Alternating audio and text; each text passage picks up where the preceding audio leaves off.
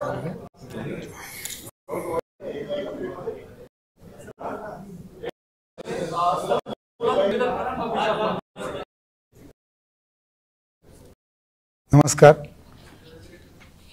आपण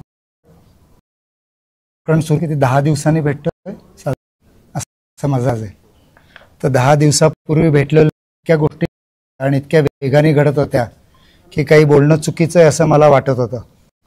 ची मीटिंग ही थोडीफार क्लोजर सारखी आहे की या प्रकरणात काय झालं याची चर्चा चर्विचरण करण्याचा कसा प्रयत्न करतोय हे मी आपल्यासमोर मांडणार आहे. शासकीय कमिटीच्या आणि आमच्यामधल्या चौकशीच्या आहेत की जी त्यांनी अत्यंत कठोरपणे आणि चांगली केलेली आहे. ते मुद्दे किंवा त्याच्यातली काही गोष्ट इथे मला बोलायची नाही कारण ते शासकीय संकेताच्या विरुद्ध होईल, त्यांना इथे आवडणार नाही. म्हणून त्याच्या बाहेरचं काही असलं तर आपण बोलू. मी मुख्यतः आज ज्या कारणासाठी आपल्याला बोलवलं, काही जणांना ऑलरेडी कळलं असेल की डॉक्टर सुश्रुत घैसास जे या सर्व प्रकरणाच्या वादळाच्या मध्यभागी आहेत ते आमच्याकडचे मानद प्रसूती व स्त्रीरोग तज्ज्ञ आहेत. म्हणजे ते हॉस्पिटलचे एम्प्लॉई नाही आहेत, पण ते कन्सल्टंट म्हणून गेली 10 वर्ष आमच्याकडे काम करतात. त्यांनी आज रोजी रुग्णालय प्रशासन राजीनामा पूर्ण केला. त्याचं कारण त्यांनी असं दिलंय की गेल्या काही दिवसातील सामाजिक प्रक्षोभामुळे आपण दडपणाखाली वावरत आहोत हे त्यांनी नमूद केले. धमक्यांचे फोन, समाज माध्यमांवर होणारी कठोर टीका व सामाजिक संघर्षग्रस्त तणावाचे वातावरण हे त्यांच्या स्वतःच्या सहन करण्याच्या पलीकडचे आहे व त्या आत्ताच्या रुग्णांच्या ट्रीटमेंटवर सुद्धा परिणाम होईल अशी त्यांना भीती वाटत आहे. या परिस्थितीमध्ये त्यांच्या वैद्यकीय विषयावर पुरेशा प्रमाणावर लक्ष केंद्रित करू शकत नाहीत, रात्री झोपू तर शकतच नाही आहेत. त्यामुळे इतर रुग्णांवर अन्याय होण्यापेक्षा तसेच आपल्या कुटुंबियांच्या सुरक्षिततेच्या व हिताच्या दृष्टीने त्यांनी दीनानाथ मंगेशकर रुग्णालयातील, ते फक्त इथेच काम करतात, आपल्या पदाचा राजीनामा दिलेला आहे. या प्रकरणाची व्याप्ती व गांभीर्य लक्षात घेऊन रुग्णालय प्रशासनाने त्यांचे राजीनामा पत्र लता मंगेशकर मेडिकल फाउंडेशन विश्वस्त मंडळासमोर ठेवले आहे. पण माझी खात्री आहे की मंडळ ते ॲक्सेप्ट करेल. डॉक्टर घैसास यांच्या देखरेखीखाली आत्ता असलेल्या रुग्णांची 2 ते 3 दिवसात पर्यायी व्यवस्था होईल. तेवढे 2-3 दिवस ते त्यांचं आहे ते काम, ऑपरेशन केलेले पेशंट या गोष्टी संपवतील आणि माझ्या अंदाजे गुरुवारपासून ते आपल्या पदावरून मुक्त होतील. म्हणजे हे एकूण आपल्याला जर हे असेल तर आपण एक केलं होतं की डिपॉझिट घेण्याची जी पॉलिसी होती ती दीनानाथमध्ये छोट्या रकमेसाठी कधीच नव्हती, पण मोठ्या रकमांसाठी विशेषतः 5 लाख 10 लाखाच्या पुढे जर असलं तर ती होती. ती आपण गेल्या 4-5 दिवसापूर्वी काढून टाकली. दुसरं आपण जे केलं आहे ते आपले स्टाफ जो असतो तो ओव्हरवर्कड आहे, तुम्ही बघितलं असेल खाली सुद्धा. तर ते ओव्हरवर्कड असल्यामुळे बोलण्या वागण्यामध्ये एक जी संवेदनशीलता पाहिजे किंवा एक काय म्हणूया माधुर्य पाहिजे किंवा मदत करण्याची वृत्ती पाहिजे, ती स्टाफमध्ये कधी कधी फार काम असले की कमी होते. ती सुधारण्यासाठीची सूचना आणि ट्रेनिंग सुरू केलेलं आहे. आणि तिसरी गोष्ट म्हणजे आजचा हा शेवटचा राजीनामा आहे. आता आपल्याला शासनाच्या अधीन नसलेला काही प्रश्न विचारायचा असेल तर त्याची मी माझ्या परीने उत्तर देईन.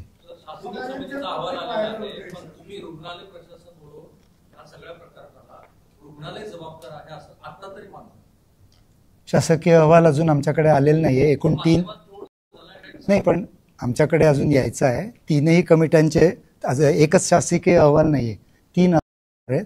ते सर्व अहवाल आल्यावर त्याचा अभ्यास करून या विषयावर मत देणं योग्य होईल. प्रत्येक अहवाल व्यक्त करणं म्हणजे खूप घाई झाल्यासारखं होईल.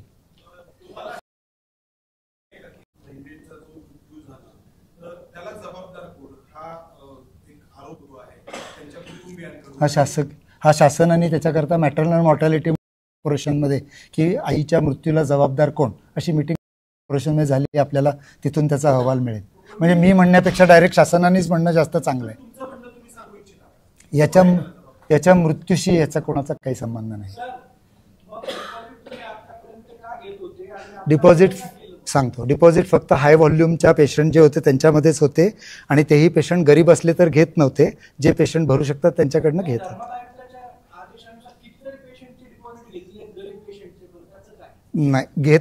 आता तेच सांगतोय मी तुम्हाला, काम खूप वाढतं आणि जास्त कॉम्प्लेक्स केसेस येतात. त्याला सुरुवात झाली आणि ते आम्ही बंद केले. मी आता तो वादाचा मुद्दा करत नाहीये, आम्ही बंद केलाय असा मुद्दा आम्ही मांडतोय.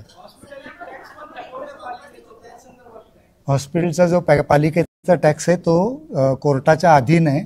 हॉस्पिटलचा कॉर्पोरेशनचा एकही रुपया आम्ही थकवलेला नाही. आम्ही जे पैसे भरतो ते कोर्टामध्ये भरतो. आत्ता जे आम्ही टॅक्सचे पैसे भरतो ते कोर्टामध्ये भरतो. त्याच्यात आमचा एकही रुपयाचा टॅक्स थकलेला नाही आणि थकूच शकत नाही, नाही तर बंद करतील.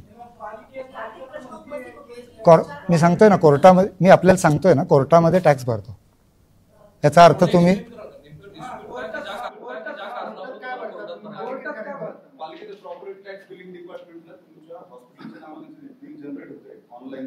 ते सांगतो त्यांचं जे टॅक्स आकारणीची जी प्रथा आहे ती त्यांनी कमर्शियल केली आणि त्याला आम्ही कोर्टामध्ये चॅलेंज केलंय आणि कोर्टाने जो निर्णय दिला ते दोन्ही पार्टींना पाळणं बंधनकारक आहे. त्यांनाही बंधनकारक आहे, मलाही बंधनकारक आहे. त्यामध्ये काही डिस्प्यूट नाहीये. नाही नाही नाही, पैसा भरावाच लागणार. जर कोर्टाने त्यांच्या बाजूने निकाल दिला तर एकही पैसा सोडता येणार नाही. मला कळलं नाही, म्हणजे कोर्टामध्ये जाण्याचा जगात प्रत्येकालाच, डेमोक्रेसीचा कोर्ट हा स्तंभ आहे ना. कुठला?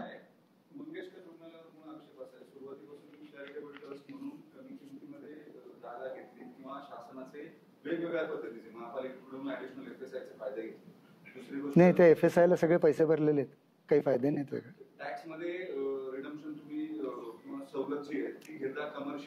टॅक्समध्ये आम्ही सवलत घेतलेली नाहीये, कोर्टामध्ये सवलत नाही आम्हाला काही. न्यायालयाच आहे. हो बरोबर. तुम्हाला हे मान्य आहे का चॅरिटेबल हॉस्पिटल म्हणून तुमच्याकडून काही रूल्स रेग्युलेशन्स व्हायोलेशन झाले, ज्याचा आउटरीच बाहेर पाहायला मिळतोय सर्वसामान्यांमध्ये? सगळ्यांचं असं म्हणणं आहे. तुम्ही आता आपलं तुमचं म्हणणं मला समजलं. फक्त मी असं म्हणतो की चॅरिटेबल आम्ही काम करतो का नाही ठरवण्याची ज्या यंत्रणेवर जबाबदारी आहे चॅरिटी त्याच्यात दर महिन्याला आम्ही आमचे सर्व चॅरिटीचे हिशोब त्यांना सबमिट करतो. आणि तुम्ही हा प्रश्न त्यांना विचारला पाहिजे चॅरिटी कमिशनरना की दीनानाथ रुग्णालय चॅरिटीच्या रुग्णांची नियमांची पाय करते का नाही.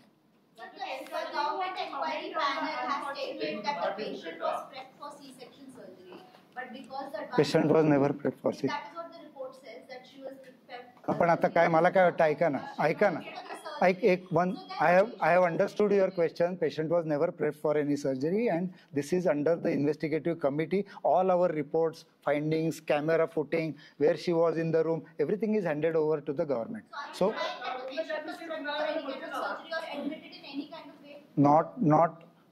not even 1 out of million.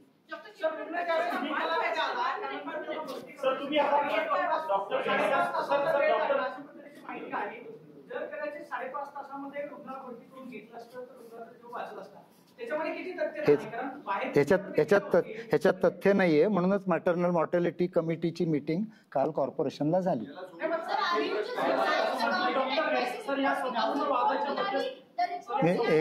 ऐका एक सेकंड, सगळे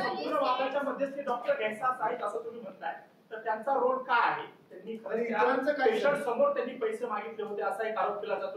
ते सगळं व्हिडिओ, बरं मला आपला प्रश्न कळला.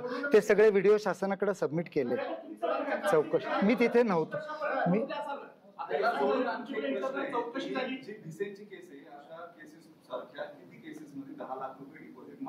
जनरली तुमचे SOP काय आहे?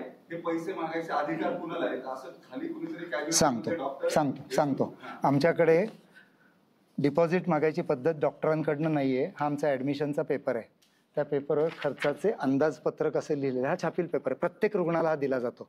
हा विसेंना नाही. Every single patient get this paper. Doctor याच्यावर लिहितात पेशंटचं नाव, त्याला कोण डॉक्टर ऑपरेट करणार आहेत, शस्त्रक्रिया करणार आहेत का नाही करणार आहेत, खर्च किती होईल.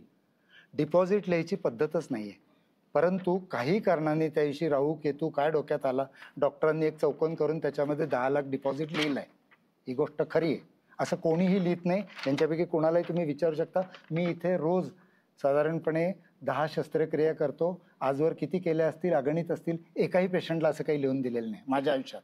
या लोकांनी काय दिलं असेल त्यांना तुम्ही विचारू शकता.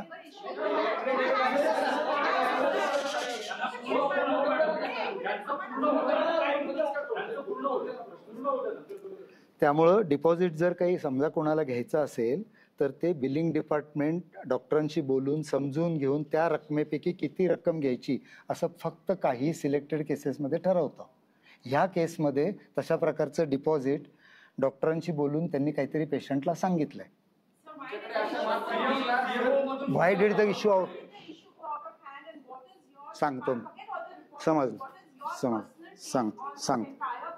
सांगतो. जर हे रुग्ण प्रशासनाच्या कोणाकडेही आला असता, प्रशासन म्हणजे सचिन देवारेंचं ऑफिस, चॅरिटीचं ऑफिस, या कुणाकडेही कंटेन आता एक पूर्वी इथे ट्रीटमेंट घेऊन गेले, ते जर आले असते तर कदाचित आज या प्रकरणाला हे वळण लागलं नसतं. ऑल द टाइम ते काय झालं, फक्त त्यांचं डिपार्टमेंट, त्यांची ओपीडी आणि नंतर तिथून घरी जाणं रागावून, असं म्हणूया आपण. ते मी ऑलरेडी दिलंय.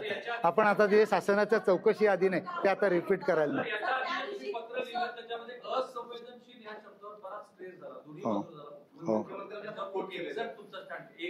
माझं म्हणणं की सांगतो,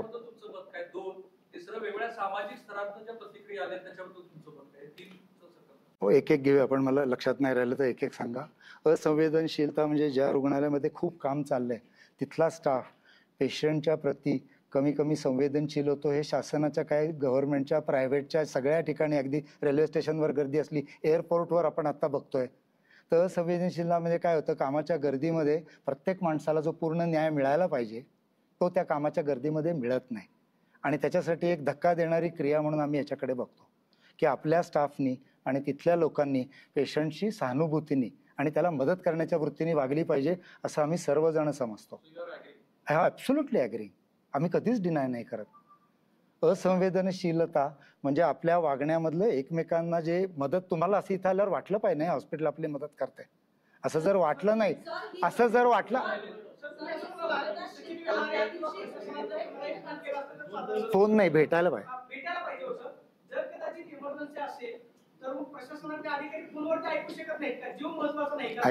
ऐका ना, ते आता तुम्हीच ऐका, एक सेकंद, तुम्ही एकाच वेळी सगळं करण्यापेक्षा, ते इथे 5 तास होते, ते हॉस्पिटलमध्ये पूर्वी 5-6 वेळा येऊन गेले होते, त्यामुळे त्यांच्या ऑफिसला जाणं त्यांना 5 तासामध्ये नक्की सोपं होतं. त्यामुळे आपण त्याच गोष्टी परत काढायला नको आता, नाहीतर मग संपणारच नाही.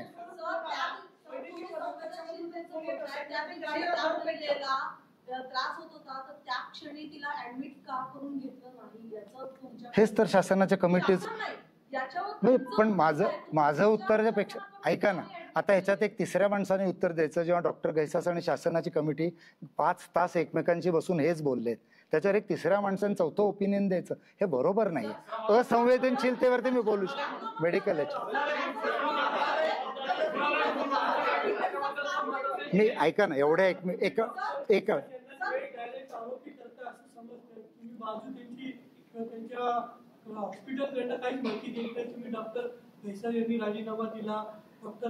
हे जबाबदार नाहीये ते शासन, आणि त्यांच्यामध्ये जे सगळा डायलॉग झालाय,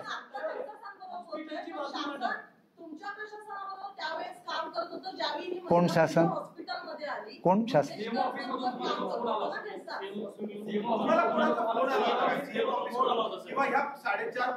पेशंटच्या नातेवाईकाचा. हो, त्यांनी मला सांगितलं की सर ते माझ्याकडे डिपॉझिट मागतायत, माझ्याकडे एवढी रक्कम नाही. म्हटलं तुमच्याकडे किती रक्कम आहे, तर त्यांनी सांगितलं की मी 2-2.5 लाख रुपये भरू शकतो. म्हटलं तुम्ही तेवढे भरा, बाकी सर्व सूचना मी देतो, तुम्ही जाऊन आता ती रक्कम भरा. ते लोक मी सांगितलेल्या गोष्टीला कधी नाही म्हणणार नाही. बस.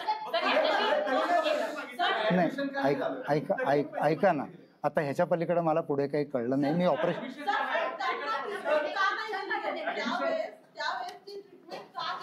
डॉक्टर गैसास आणि शासन, कारण ती ट्रीटमेंट देणं, ऐका ना, ट्रीटमेंट देणं हा माझा भाग नाहीये.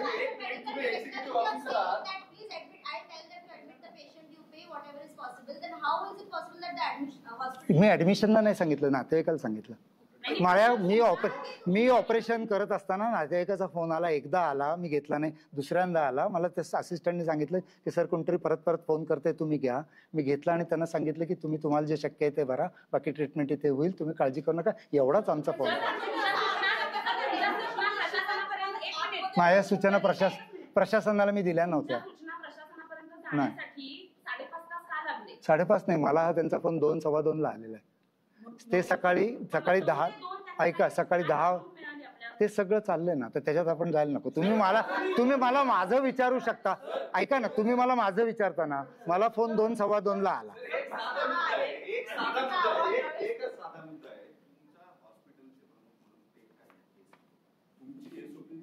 सांगितलं मी ऑलरेडी. डॉक्टरांनी व्हायलेट केली, समजा त्यांनी परस्पर लिहून दिलं, तर आपण हॉस्पिटल म्हणून त्यांच्यावरती काय कारवाई? आता हे सगळं तेच आज तेच तर एक्झॅक्टली तेच सांगायला मी तुम्हाला बोललो. त्यांनी राजीनामा देणं हा पार्ट इंडिव्हिज्युअल झाला. तुम्ही आतमध्ये तुमच्या ऍडमिनिस्ट्रेशनने त्यांना काही शोकॉज दिली, त्यांना काही मागितली की हे तुम्ही का लिहून दिलं, त्यांनी त्यांचा काही खुलासा तुमच्याकडे दिला, तुमच्या इंटरनल कमिटीने एक रिपोर्ट दिलाय, त्याच्यामध्ये त्यांनी सांगितलेल्या गोष्टी घेतल्यात सगळ्या, त्या गोष्टी कशी निघून गेली हे तुम्ही पुट ऑन करताय. जेव्हा प्रेशर वाढलं, नाही प्रेशर ऐका, प्रेशर वाढण्याचं तुम्ही असं म्हणताय प्रेशर माझ्यावर नाही वाढलेलं, त्यांच्यावर वाढलंय आणि ते त्यांना सहन होत नाही. ही कॅनॉट हँडल दॅट प्रेशर. आणि ते प्रेशर बरोबर ना, मला कळलं ना, तुमचं म्हणणं चुकीचं ना.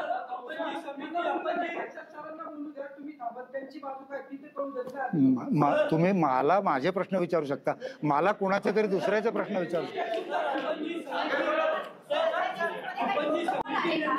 समिती आपण नेमली होती, ज्या समितीच्या मार्फत अहवाल दिला, सार्वजनिक केला गेला, त्या महिलेच्या संदर्भात हा एक प्रश्नाचं, या प्रश्नाचं उत्तर देतो. आमचा जो अहवाल मीडियाकडे दिलेला आहे त्यात पेशंटच्या आजाराचे कुठलेही डिटेल्स नाहीयेत. ऐका ऐका एक सेकंड ऐका, पेशंट ऐका, तुम्ही स्वतःच्या मनाने न बोलता आम्ही जे काय सांगतोय ते ऐकायचं असेल तर कॉन्फरन्स होईल. आम्ही जे तुम्हाला अहवालाचा नाही, अहवाल हा आम्ही शासनाकडे पाठवलाय. तुम्हाला जे दिलंय त्याच्यामध्ये फक्त घटनाक्रम आहे, पेशंटचं मेडिकल कोणतीही गोष्ट त्यात नाही. आज जे तुम्ही विचारताय सांगतो मी, आता जे तुम्ही म्हणताय की मेडिकल ट्रीटमेंट तिला काय गेली हे त्या अहवालात आहे शासनाच्या.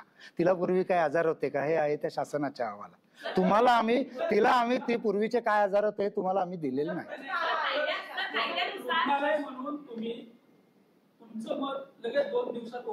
नाही मत नाही केलं, सांगतो आमचं रुग्णालय, सांगतो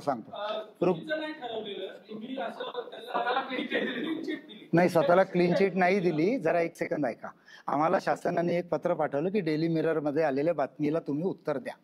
ते उत्तर जे दिलं तेच उत्तर आम्ही त्यांना पाठवलं जे मेडिकल होतं, आणि तुम्हाला दिलं ते त्यातला मेडिकल पार्ट काढून होतं, बाकी काही नाही केलं आम्ही. सगळ्यात महत्त्वाचं तुम्ही म्हणताय की समितीचा अहवाल येईल, अहवाल ज्यावेळेस यायचा त्यावेळेस येईल, मात्र लोकांच्या मनामध्ये प्रश्न आहे. एवढी मोठी संस्था आहे, संस्थेचं एवढं मोठं नाव आहे, लोकांच्या मनामधला संभ्रम, लोक समितीची वाट बघणार नाही. मात्र जी घटना समितीचं एवढंच मी सांगेन, ऐका ना, मला कळलं लोकांचा संभ्रम. समितीचं काम अतिशय वेगवान चालू आहे. मी यापूर्वी एवढं वेगवान काम माझ्या आयुष्यात पाहिलेलं नाही. त्यामुळे लवकर जे प्रश्न कन्क्लुजनवर येणार आहे त्याच्यावर आपण आज उडी मारायची काही गरज नाही. तेच आपण परत बोलतोय जे शासन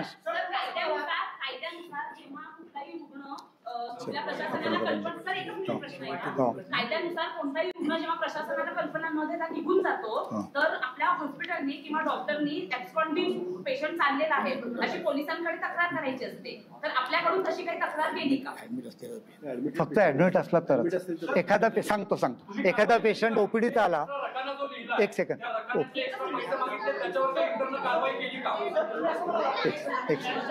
तुम्ही जे म्हणताय पेशंट जर ओपीडीत आला आणि न सांगता गेला तर कुणालाही कसली इन्फॉर्मेशन दिली जात नाही. ऍडमिटेड पेशंट अचानक निघून गेला तर लगेच आम्ही पोलिसांना कळवतो. गेली 25 वर्ष कळवतो. नाही काय होतं आपण तेच बोलून काही त्यात नाही, म्हणजे वेळच नुसतं घालून एक प्रेस कॉन्फरन्स ही भांडायसाठी नाही.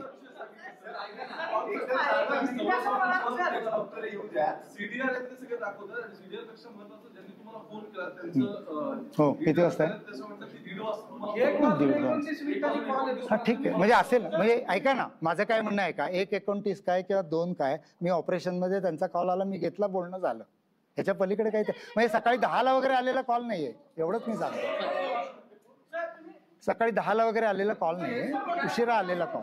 बाकी काय माझं म्हणणं नाही, मी त्याच्याबद्दल वाद घालू पण इच्छित नाही.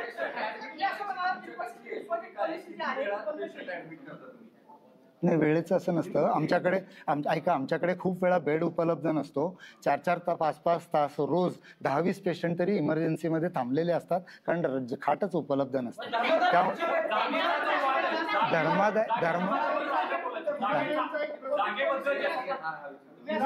पत्र व्हायरल होते त्यामध्ये तुम्ही जे त्यांच्याकडून सुद्धा फी आकारली, ज्यांनी जागा तुम्हाला मूळ जागा मालक जे खिलारे त्यांनी पोस्ट फेसबुक वरती लिहिली आणि त्याच्यामध्ये तुमचाही उल्लेख केला की तुमच्याकडे ऍडमिट असताना तुम्ही त्यांना कर्टसी व्हिजिट दिली होती.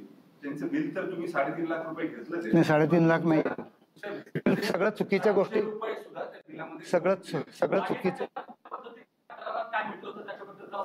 जागा त्यांनी शासनाला दिली आणि शासनाने आम्हाला दिली.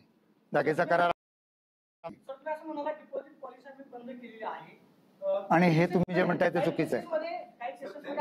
चुकीचं एवढं मी सांगतो माझ्या पद्धतीने डोक्यामध्ये हा विचार आला म्हणजे याचा अर्थ की तुमच्याकडे आधी डिपॉझिट पॉलिसी जी आहे ती अस्तित्वात होती. कधी कधी डिपॉझिट पॉलिसी आम्ही बंद केली. माझ्या मते ऐका ना, समज ऐका, जेव्हा तो असंवेदनशीलतेचा मुद्दा मी आपल्याकडे पाठवला होता त्यात लिहिलेलं आहे की दीनानाथला सुरुवातीला डिपॉझिट घेत नसेल, पुढे गुंतागुंतीचे आणि महागडे उपचार खूप वाढत गेले, लोकही लांबून लांबून आमच्याकडे यायला लागले, तेव्हा जे जास्त खर्च होण्यासारखे रुग्ण आहेत त्यांना डिपॉझिट लावायला लागले. हे मी तुमच्यापर्यंत पोहोचवलं असं मला वाटतं. चॅरिटेबल असलं आपण त्या विषयात नको जा.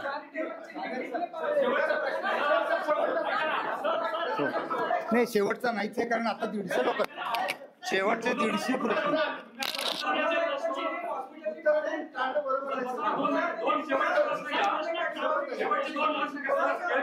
धर्मादाय आयुक्तांचे नियम आम्ही सर्व पाळतो आहोत.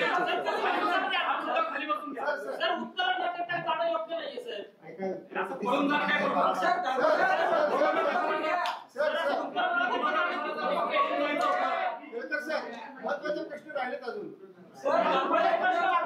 केळकर सर असं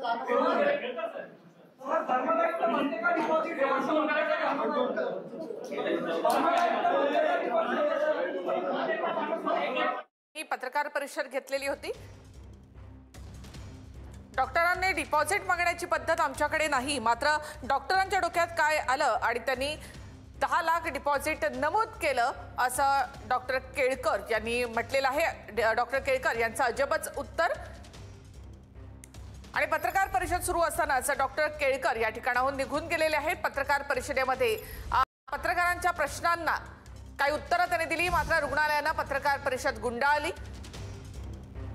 काही प्रश्नांची उत्तरं ही अनुत्तरित ठेवूनच डॉक्टर केळकर यांनी ही पत्रकार परिषद गुंडाळली आहे. दीनानाथ मंगेशकर रुग्णालयाकडनं पहिल्यांदाच ही पत्रकार परिषद घेण्यात आली.